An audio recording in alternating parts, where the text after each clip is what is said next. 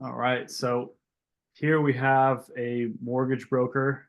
His name's Kellen, and I would like to have you kind of go through who you are and kind of what you do and what areas you serve, and then we'll just jump right into the questions afterwards. Absolutely, man. Yeah. So my name's Kellen Ferguson. I'm with CastleRock Mortgage.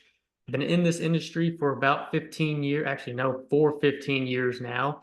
Um, Home loans are all I do. So people looking to buy, refinance, looking to getting more into investment side of things, building their net worth. That's kind of where we're in. And then, we do Tennessee. We're stationed in Tennessee, but we also do Kentucky, Florida, Alabama, Georgia as well too. So we're trying to get the whole SEC kind of under wraps, especially because majority of the loans that we do handle are VA loans because we're 5 minutes from, Fort Campbell military installation. So um, we're a family-owned company. Me and my parents, my brother, we started this back in 2004. So we've been around for a long time here. We celebrated 20 years on April 2nd. And probably got about 10 people that are on our staff as well too. So mom and pop shop for sure, but dealing a lot of money.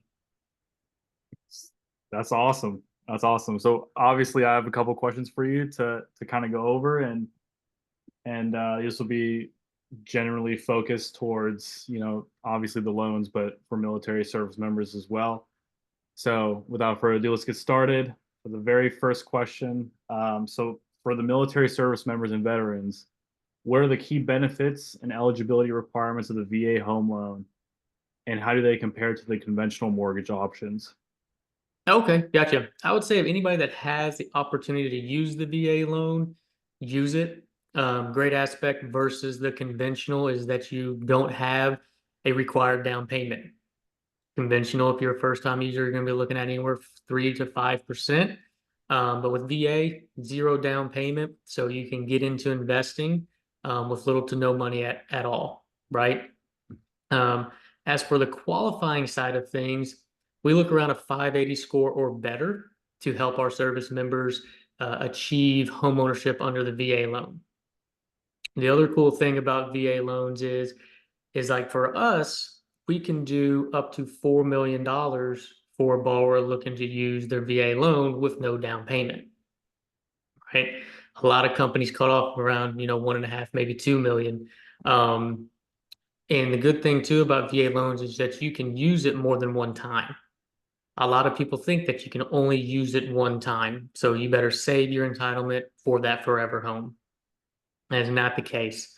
So sometimes we have people that own 3 to 4 homes under the VA loan at the same time, meaning that they bought their first home as a primary, they stayed in it for a year, got duty stationed somewhere else. They're able to keep that home, and we go use the VA loan again to where they potentially don't have to have a down payment, right?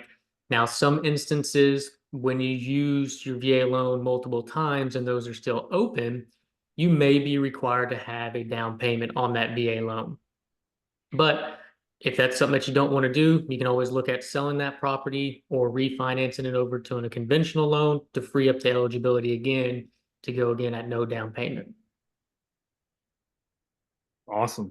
Yeah, I used my VA loan in 2020 with the house I'm living in now. So it's absolutely an awesome thing that military veterans get. It's such a cool thing because like most people don't have enough for the down payment, but with the VA loan there is no down payment, which is great. Yeah, and you talk about timing requirements too, right? A lot of people think that you have to have 20% saved up to put down on a home, Mhm. right?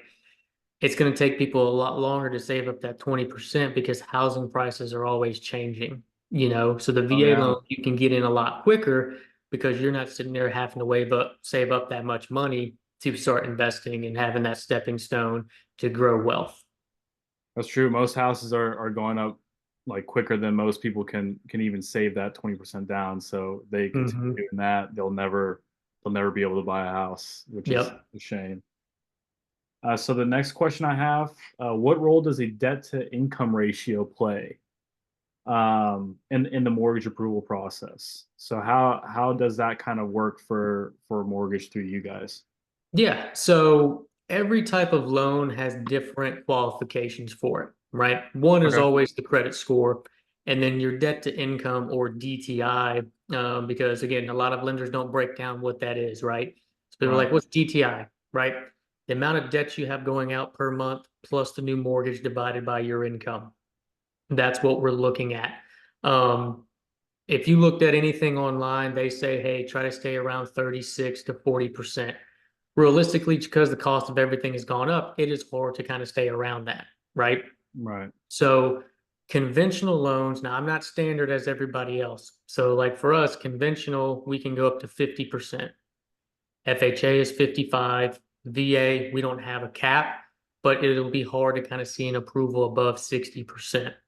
And then USDA, you're looking really around 47%. So when we're looking at a qualifying a borrower, we're looking to see, okay, hey, with the monthly debts that you have going out, and we're counting the minimum contribution that you're paying out, not, hey, I have a credit card, I use it, I pay $1,000 per month. If that minimum's $25, that's what we're looking at, right? So Wow. we're going to add all that up, look at what the mortgage payment's going to be with taxes, insurance, if it has private mortgage insurance on it as well. And then what a lot of people forget about too is HOA. So HOA does play a factor in the DTI also. So when you're looking for homes and you see HOA, let's say it's the same house that's $300,000, and one house the HOA is $18 a month, but the other one is 150.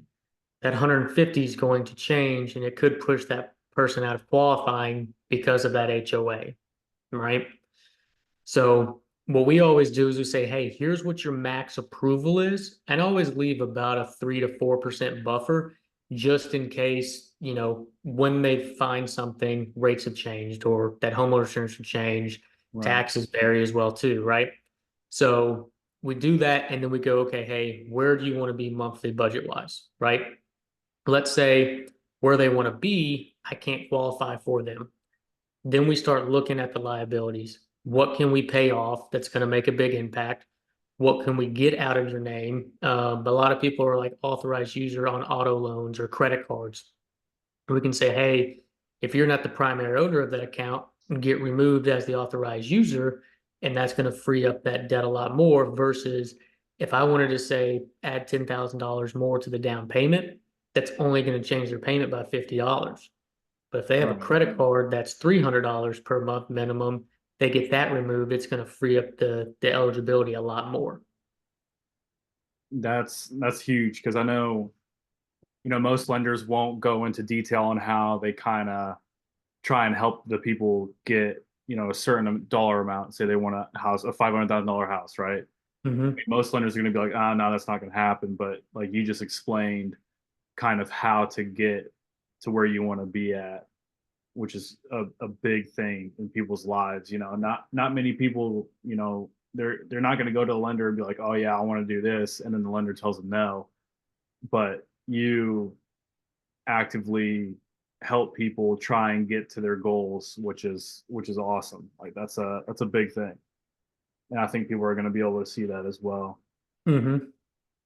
So I guess the next question, it I'd like to dig deep into the military side of things. So how do lenders, will you specifically, evaluate a borrower's financial health and determine their eligibility for a mortgage?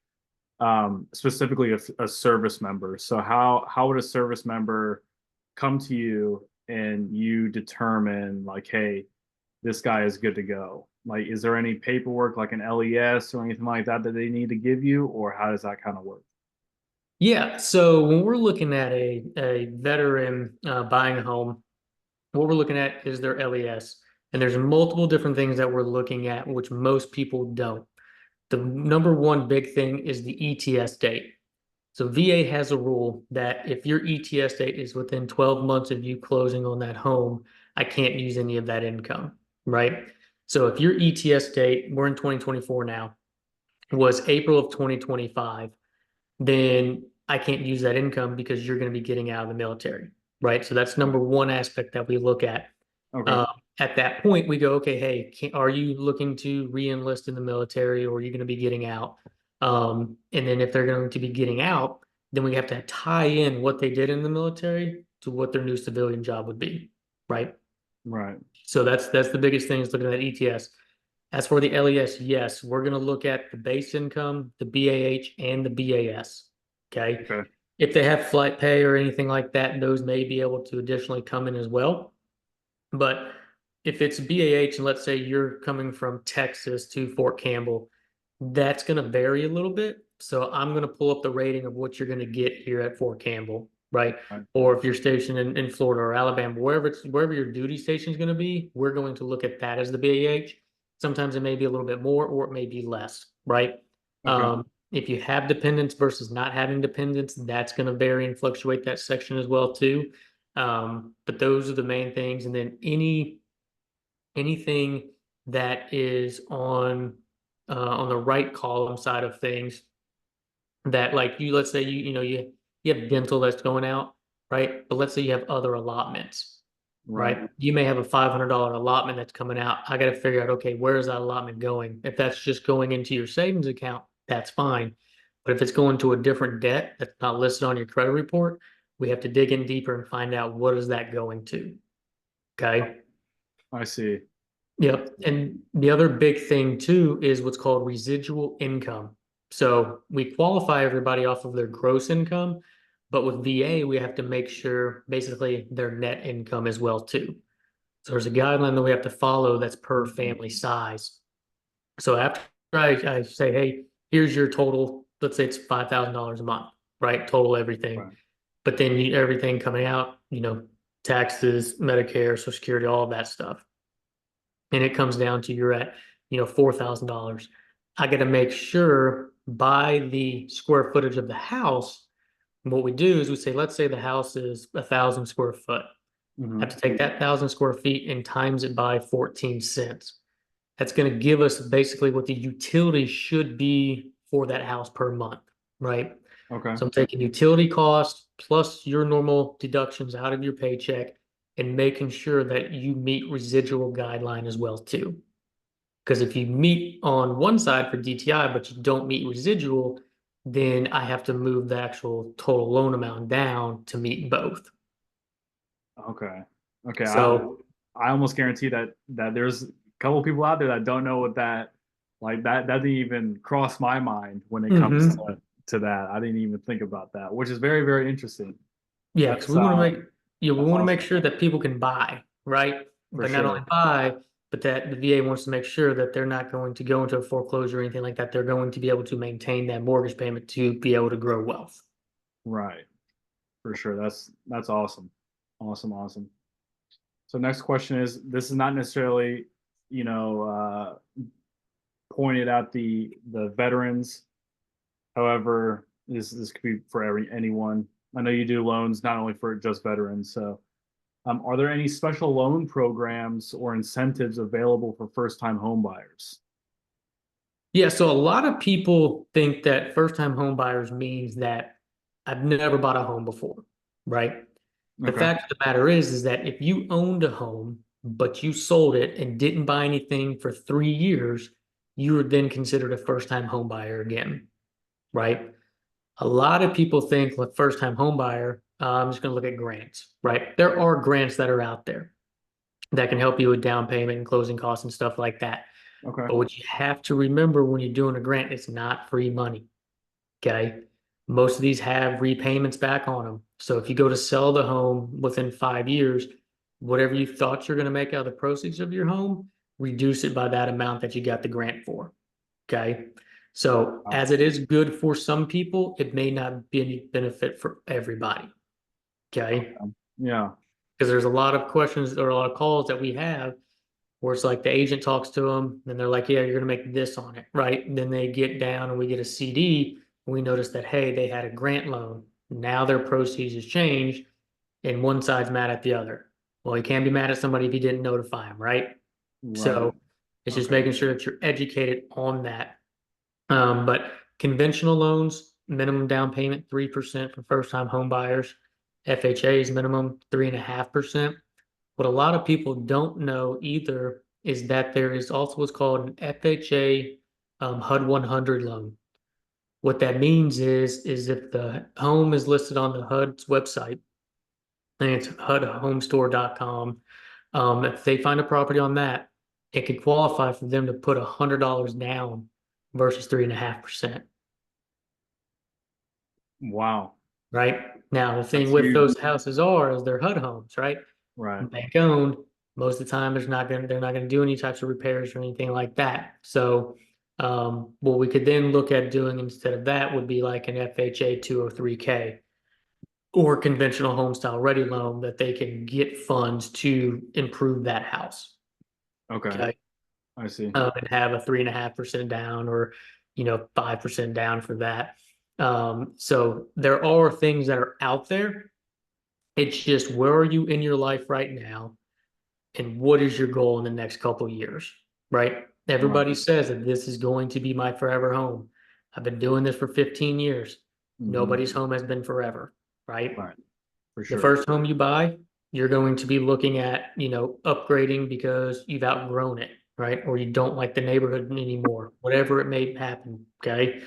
Two, you need to downsize, right? Because now you're empty nesters and the house is just too big and you don't want to take care of it, right? Hmm. So I know you're making a large decision right now, but that's why I say weigh both options because if you're in the market and sellers can cover your closing costs, you can get gifts to help out for the down payment from family and relatives, stuff like that. So way it doesn't put you in a position, down the road to where you're not getting all of those proceeds when you sell, right?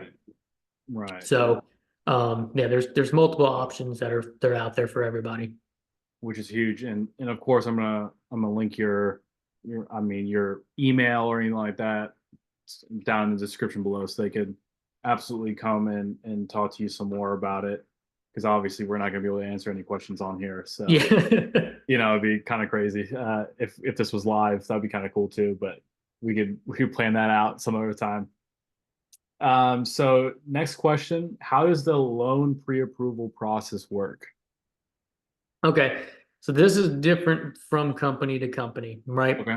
Major big banks, it's like, hey, put your information in online and we'll spit something out to you 5, 10 minutes later, right? Right.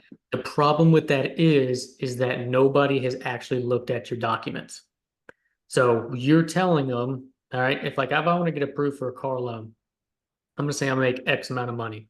Are they going to verify my income for it? No, they just want my payment for the car loan, right? Right. So different, we want to make sure, again, you're not going to go into foreclosure, bankruptcy, or anything like that. Hmm. So we look at your tax returns for the past 2 years, W-2s for the past 2 years, pay stubs for 30 days. We look at 60 days worth of bank statements, and then any additional income that may be in there as well too, right? Okay.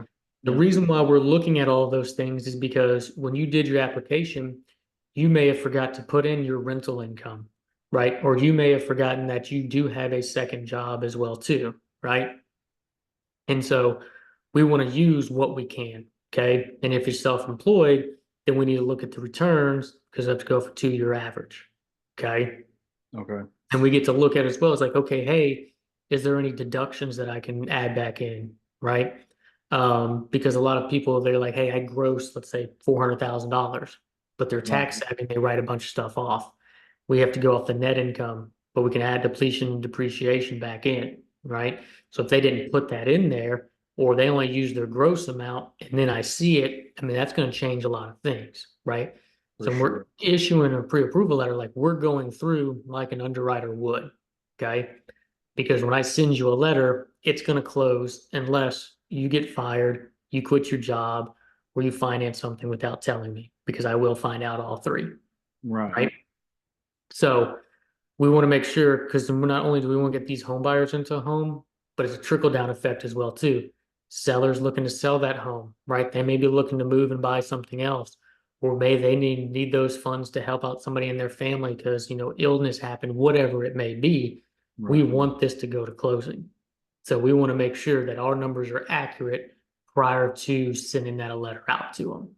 Okay. Sure. So when people are like, hey, I got my pre-qualification, Pre-qualification was me just telling you what I have. I'd be like, you could, based off of these numbers, be here, Hmm. but you won't have an approval until I see all these items A through C, right?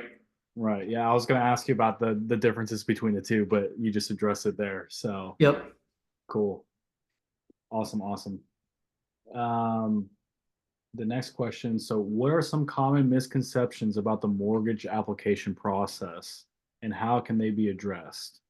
So, if like what people kind of think, maybe they talk to you about it, like, hey, like this is kind of what I'm worried about, so on and so forth. I don't know if anybody has ever walked into your office and asked that, but if they have, what are those things, and how do you think they could be addressed? I mean, the most common thing is people just don't know where to start, Okay. right? They don't know what questions to ask. So what I like to do when we're talking is ask them, you know, how quickly are you trying to get into a home, right? Right. If you're not looking to doing something now, that is okay. We don't have to do a hard credit pull. We can do a soft credit pull, kind of see where things are at, right? Um, do you have a budget right now?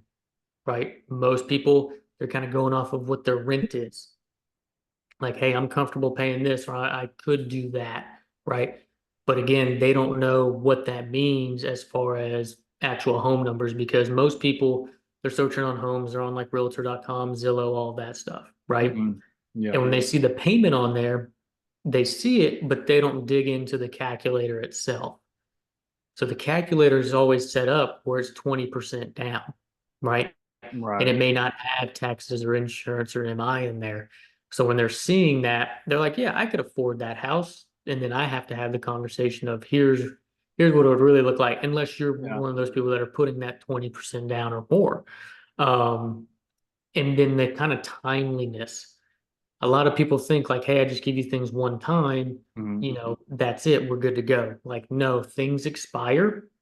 So it kind of goes back to that timeline. If you're not looking for 6 months, right?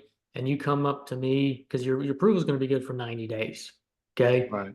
After that, every 30 days, we're going to need updated pay stubs and bank statements because those things expire monthly. Okay. Okay. So with that, and then with how market trends change, rates may be different, housing prices may be different than what they looked at 6 months ago. Um, is just always staying engaged with your lender. So if he's asking like, hey, what are you doing? Like, don't ghost him, right? We're here to help you. Not all of us Right. here just push you for a sale. There is a time that will work for you to buy.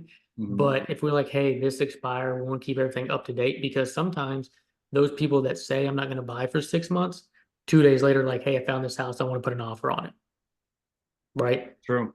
But Yeah. if they didn't turn anything in, then we can't do our job and get actually somebody approved to be able to go forward and buy that house. Right. And that same house is gonna get swept under, like, hey, it's gonna go to Hmm. someone else, and they're like, dang, like I wish I would have, started the process, and maybe I could have done that. Yeah, yeah. Always start the process. If you're thinking about going to buy, go ahead and start the process. Don't find the house, then try to get approved because if you use lenders that are slow and can't get things done for you, that house is going to be gone. Right. Yeah. So you're gonna be trying to find all your paperwork and everything, or you get to those online lenders, you just plug in the information and you don't hear anything until like 2 days before closing. And they're like, hey, sorry, we can't close because you never had enough income. Right. Right. But again, you never turn anything into them. That's why I don't allow that. Which is smart. It's smart to get it all out there at first, because if Hmm. and something like that does come up, it could be months down the road, and you'd be Yep. waiting for months, not only as the lender but as the home buyer as well, and then Hmm. months wasted of your life to not Yeah. even, be in a house. So last question, it's real quick. So what are the current trends in mortgage rates, and how do they impact home buyers? So this is going to be an interesting one. I don't know if you ever heard Dave Ramsey say, marry the house, date the rate. What do you think about that? And kind of what are your thoughts? I mean, yeah, you could go both ways on it, right? You can go salesy, marry the house, date the rate. Hmm. Or you can say, date the rate, date the house, right? Yeah. The reason why that is because most likely, depending on what age you're in or what job field you're in, you may not be in that home for 30 years, right? True. So if it feature and your needs change and your wants change, because social media plays a big role into what people want in a house, right? Keeping up with the Joneses plays a lot of role with people wanting a house. Yeah. School zones constantly changing changes what you want in a house, right? So I say you could date both, right? Don't marry one or the other. Right. As far as interest rates go, they're very volatile right now, and they have been for some time. We don't have the government paying a bunch of money to mortgage-backed securities to keep rates suppressed like they did back in pandemic levels, Hmm. right? Right. So where rates are now, it has changed what people want to buy, not what they qualify for, but what they want to buy. Okay. So 2 years ago, you could have had a house that was, or 3, 4 years ago now, if you wanted that $500,000 house, the payment was cheap, made sense for you to do it. Hmm. Now that $500,000 house is more money. You could still do it, but you don't want to liquidate that every single month, right? So now your house price has maybe dropped $150,000, Hmm. right? But I will say that owning a home is 40 times greater than renting a home, right? Now, I do get it. Some people, it does benefit them to just be renters, right? Especially like some military people that may only be here for a couple months and then PCX and go somewhere else, Yeah. right? Like, yes, I understand that. Or, because the reason why is because the Federal Reserve Board released recently that homeowners' net worths are 40 times greater than somebody that rents. The average net worth of a homeowner is $396,000, whereas renters, it is only 10,400, Sheesh. right?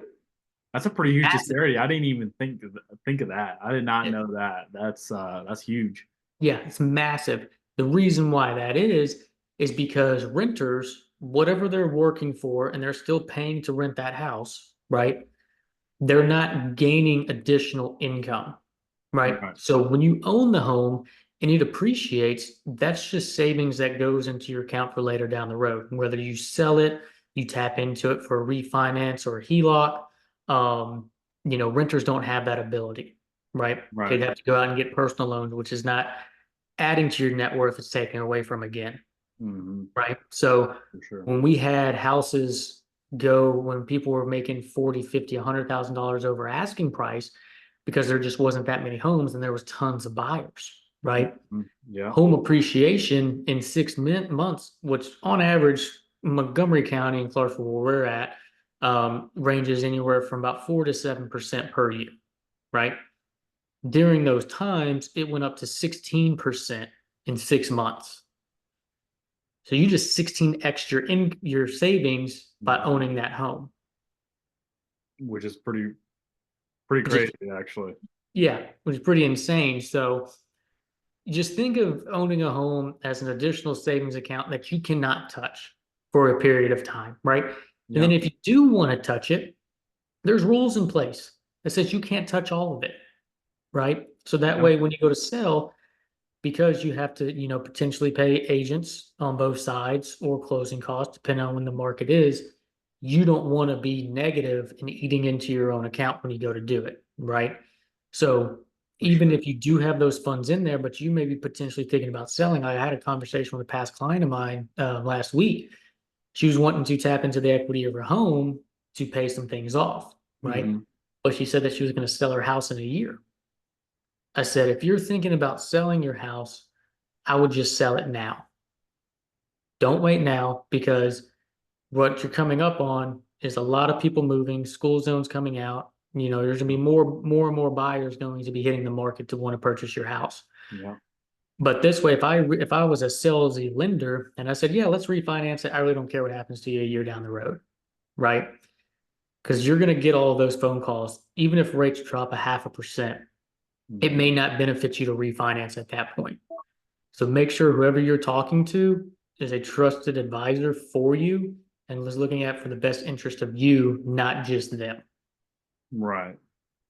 right? For Because sure. that's going to take you a lot further of how you can set up your money versus I'm only doing this to buy a home. That's right. Yeah. So, I mean, my lender, big lender, VA got in 2020, and they're always asking me to refinance my house. I get a call from them probably once every 2 weeks to go Hmm. refinance my house. I'm like, no, I'm good.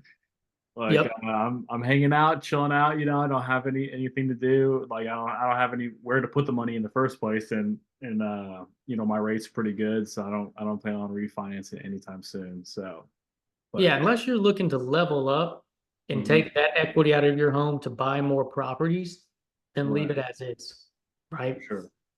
And and if you're in a position to where what you have liability wise, Yeah, if you refinance to pay those off to never go back into that type of, transaction again where you're racking up credit cards, then yes, it could be a saving grace to be able to get you ahead with still saving you a lot of money in the long run, right? And then yeah, what you do is just take those credit cards, cut them up, don't use them unless it's solely for emergencies.